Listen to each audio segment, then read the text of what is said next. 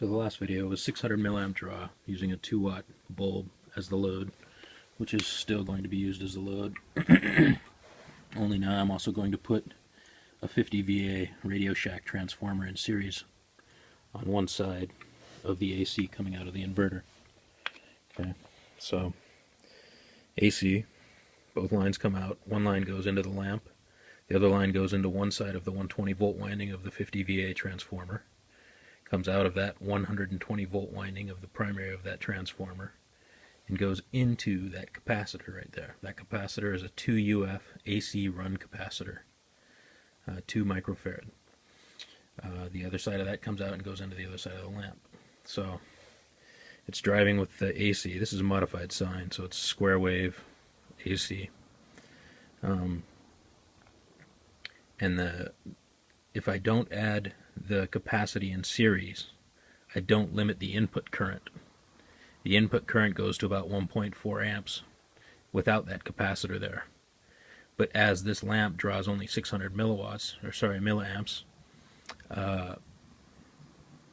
when it's just that lamp being powered by the inverter, when I add the transformer without that capacity allows this light and this transformer to buzz at 1.4 amps, even with no load connected. Sorry, this side, the yellow side here, is the load. And that's 0 to 12 volts going either direction, center tapped. The center tap is loose. The other two come out and go through a little collector circuit over here that I threw together, which is this is two 220 UF 385 volt rated lytic capacitors, which means there's about 110 UF. I said 220, right? So 110 UF in series total coming out of the measured ends here. And that's 2 UF, which is limiting actually the input to the same 600 milliamp current as this light. You fiddle with this capacity, so you want to have like a 1, 1.5, 2, 3, 4, 5, 10. You can fiddle with the capacity that way, and that'll show you how the series capacity on the AC limits the actual amp draw on the DC. If there's no capacity, then the max amp draw flows because the capacity isn't there to limit the actual back and forth current that's moving. This is a current limiter. It's not a volt limiter. It passes all the volts, but the current is limited because of the size of the capacity. So the way it's rigged up now, it drives this light. It draws 600 milliamps at the 11 volt disparate potential between the two negatives here still. And now, because this transformer is in series and goes through this little collector, these capacities charge up to about 35 volts. So I've got 35 volts, 24 volts, 12 volts. This one's charged up to over 15 volts in about 15 minutes. This one drops to 24.8 some odd volts, 24.75 some odd volts after about 45 minutes. But now I have a 35 volt, 110 UF capacity that is being charged in addition to this light.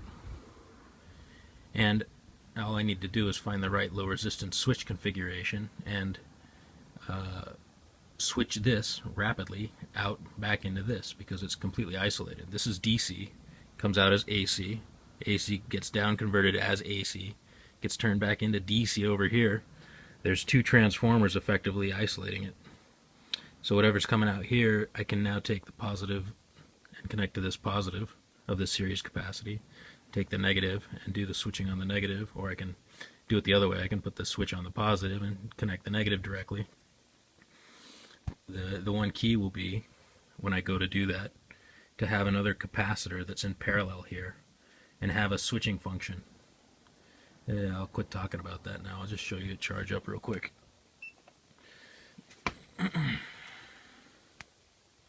Alright, so it's showing a 0.469 volt charge in those capacitors right now. Right, make sure I told you right. 385, 220. Alright, and let's see the amp draw. Actually, let's see if we can get this like this. So we want to make sure we get the voltage climb. So we'll turn it on. Volts is up to 29. You see it's a little slow, so, but it's at 600 milliamp draw, like I noted. It's putting out, if it's turned off long enough, it'll keep charging up.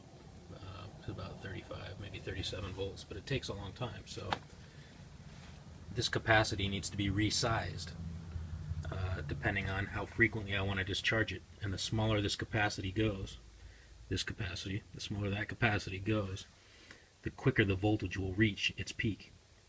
And the peak will climb as well, because it doesn't have to do as much movement of current. It's just doing movement of the volts directly in.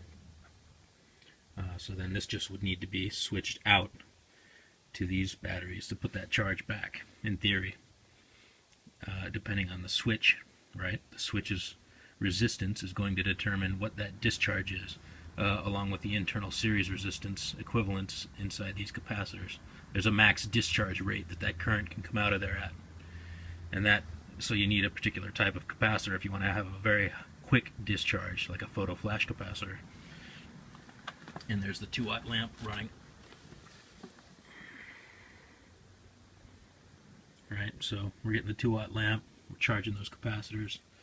If we add another or a different method of switching, we can potentially just cascade the energy right back out and drive this bulb for free. Right, and that's kind of the idea. So I thought I'd start smaller, but this is how it goes, I guess. Although it is pretty small. Got to learn on small stuff before you go big. You don't want to hurt yourself.